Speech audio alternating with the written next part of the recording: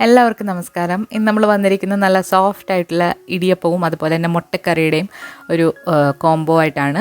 വളരെ ടേസ്റ്റ് ആയിട്ടുള്ള സോഫ്റ്റ് ആയിട്ടുള്ള ഇടിയപ്പമാണ്. നമ്മൾ ഇന്ന് ഇടിയപ്പം ഉണ്ടാക്കുന്നത് ചുവന്ന കളറിലുള്ള അരിപ്പൊടി വെച്ചിട്ടാണ്. വളരെ ഹെൽത്തി ആയിട്ടുള്ള ഒരു ഇടിയപ്പമാണ്. അപ്പോൾ അധികം താമസിയാതെ ഇടിയപ്പം ആദ്യം എങ്ങനെയാണ് ഉണ്ടാക്കുന്നത് നോക്കാം. അപ്പോൾ ഇടിയപ്പം ഉണ്ടാക്കാൻ വേണ്ടിയിട്ട് ആദ്യം തന്നെ നമ്മളൊരു സോസ് പാനിൽ ഒരു 3 കപ്പ് വെള്ളം നന്നായിട്ട് വെട്ടി തിളപ്പിച്ചെടുക്കണം. ഈ വെള്ളം നന്നായിട്ട് തന്നെ തിളപ്പിച്ചിട്ട് വേണം നമ്മൾ പൊടിയിലേക്ക് ചേർത്ത് കൊടുക്കാനായിട്ട്. വെള്ളം അത്യാവശ്യം നന്നായിട്ട് തിളച്ച് വന്നിട്ടുണ്ട്. നമ്മളിനി ഇവിടെ എടുത്തിരിക്കുന്നത് ചുവന്ന കളറിലുള്ള അരിപ്പൊടിയാണ്. വൈറ്റ് കളറിലുള്ള പൊടി നിങ്ങൾക്ക് എടുക്കാവുന്നതാണ്. ഒരു 1.5 കപ്പ് മുതൽ 2 കപ്പ് വരെ പൊടി എടുക്കാം. കുറച്ച് ഉപ്പും കൂടെ ചേർത്തിട്ട് നന്നായിട്ടൊന്ന് മിക്സാക്കി എടുക്കുക. ഇനി നമ്മൾ ഈ തിളച്ച് ഇരിക്കുന്ന വെള്ളത്തിൽ നിന്നും കുറേശ്ശായിട്ട് ഇതിലേക്ക് ചേർത്തിട്ട് നന്നായിട്ട് കുഴച്ചെടുക്കണം. അപ്പോൾ നമ്മളിവിടെ എടുത്തിരിക്കുന്നത് ഡബിൾ ഹോഴ്സിൻ്റെ ചുവന്ന കളറിലുള്ള ഇടിയപ്പത്തിൻ്റെ പൊടിയാണ്. ഇടിയപ്പം പൊടി എന്ന് പറഞ്ഞിട്ടല്ല, റോസ്റ്റഡ് റൈസ് ഫ്ലോർ എന്ന് പറഞ്ഞിട്ട് കിട്ടുന്ന പൊടിയാണ് നമ്മൾ എടുത്തിരിക്കുന്നത്. നൈസായിട്ടുള്ള പൊടിയാണ്. അപ്പം വെള്ളം ചേർത്തിട്ട് കുഴച്ചെടുക്കുക. അപ്പോൾ ഓരോ പൊടിയുടെ ടൈപ്പ് അനുസരിച്ചിട്ട് നമ്മൾ ചേർക്കുന്ന വെള്ളത്തിൻ്റെ അളവ് മാറി ഇരിക്കും. അപ്പോൾ നമ്മളിവിടെ ഒരു 2.5 മുതൽ 3 കപ്പ് വരെ വെള്ളം ചേർത്തിട്ട് നന്നായിട്ട് ഇത് കുഴച്ചെടുത്തിട്ടുണ്ട്. ഇനി നമ്മൾ ഇടിയപ്പം ഉണ്ടാക്കാൻ പോകുന്ന ഇതുപോലെ ഒരു മുളയുടെ പാത്രത്തിലാണ്. ഒരു വാഴയില വെച്ച് കൊടുത്തിട്ടുണ്ട്. സേവനാഴിയിലേക്ക് മാവ് നന്നായിട്ട് നിറച്ചതിന് ശേഷം നമുക്ക് ഇടിയപ്പാക്കിയെടുക്കാം. മുളയുടെ പാത്രത്തിൽ ഇടിയപ്പം ഉണ്ടാക്കുമ്പോൾ ഒരു പ്രത്യേക ടേസ്റ്റാണ്. അതുപോലെ തന്നെ വാഴയില വെച്ചിട്ടുണ്ടാക്കുമ്പോഴും ഒരു പ്രത്യേക ടേസ്റ്റ് തന്നെയാണ്. ഇതിന് മുകളിലായിട്ട് കുറച്ച് തേങ്ങ ചിരകിയതും കൂടി ഇട്ട് കൊടുക്കുന്നുണ്ട്. ഇനി ഇത് നമുക്ക് ആവിയേറ്റിയെടുക്കാം. 2 തട്ടിലായിട്ട് വെച്ച് കൊടുത്തിട്ടുണ്ട്. ബാക്കിയുള്ള മാവ് നമുക്ക് ഉപയോഗം കഴിഞ്ഞാൽ നല്ലതായിട്ട് ടൈറ്റാക്കി അടച്ചതിന് ശേഷം ഫ്രിഡ്ജിൽ സൂക്ഷിക്കാവുന്നതാണ്. അത് വെച്ചിട്ട് ഇലയപ്പം, കുഴക്കട്ട ഒക്കെ ഉണ്ടാക്കാവുന്നതാണ്. അപ്പോൾ നമ്മുടെ ഇടിയപ്പം ഇവിടെ നന്നായിട്ട് ആവിയൊക്കെ കയറി വെന്ത് വന്നിട്ടുണ്ട്. മറ്റൊരു പാത്രത്തിലേക്ക് മാറ്റുന്നുണ്ട്.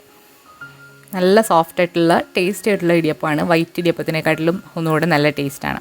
ഇനി മുട്ടക്കറി ഉണ്ടാക്കാൻ വേണ്ടിയിട്ട് നമ്മളൊരു സോസ് പാനിലേക്ക് ഒരു 3 ടേബിൾ സ്പൂൺ എണ്ണ ഒഴിച്ച് കടുക് പൊട്ടി വന്നിട്ടുണ്ട്.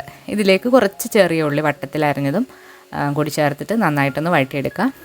ഇനി ഇതിലേക്ക് വളരെ ചെറിയൊരു കഷ്ണം ഇഞ്ചി, 2 അല്ലി വെളുത്തുള്ളി ഒന്ന് ചതച്ചതാണ്. അതിലേക്ക് ഇനി ഒരു 3 പച്ചമുളകും കൂടി അരിഞ്ഞിട്ട് ചേർക്കുന്നുണ്ട്. കറിവേപ്പില. ഇതെല്ലാം കൂടി നന്നായിട്ട് മൂത്ത് വന്നു കഴിഞ്ഞാൽ നമുക്കിതിലേക്ക് അരിഞ്ഞു വെച്ചിരിക്കുന്ന 2 സവാള ചേർത്ത് കൊടുക്കാം.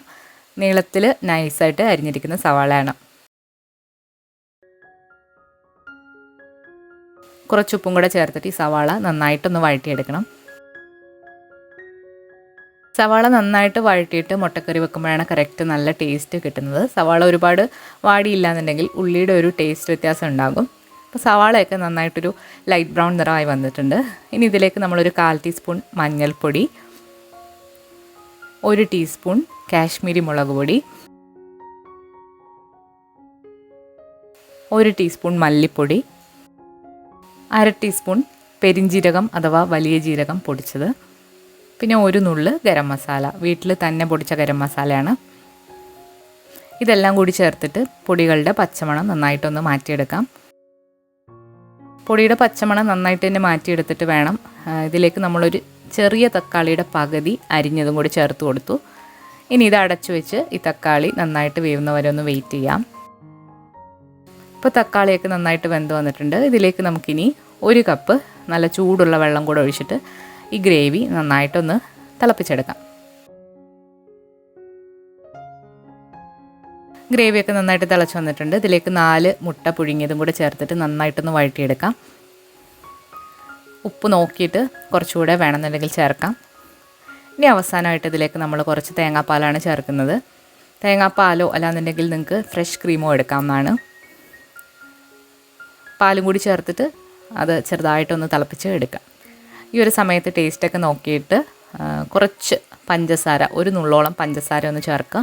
ടേസ്റ്റൊക്കെ ഒന്ന് ബാലൻസായി കിട്ടാൻ വേണ്ടിയിട്ടാണ്, ഒരുപാട് കൂടുതൽ. അപ്പോൾ വളരെ ടേസ്റ്റി ആയിട്ടുള്ളൊരു ക്രീമി ആയിട്ടുള്ളൊരു മുട്ടക്കറിയും ഇവിടെ റെഡി ആയിട്ടുണ്ട്. അപ്പോൾ ഈ ചുവന്ന കളറിലുള്ള ഇടിയപ്പവും ഈ മുട്ടക്കറിയും കൂടി നല്ലൊരു കോമ്പിനേഷനാണ്.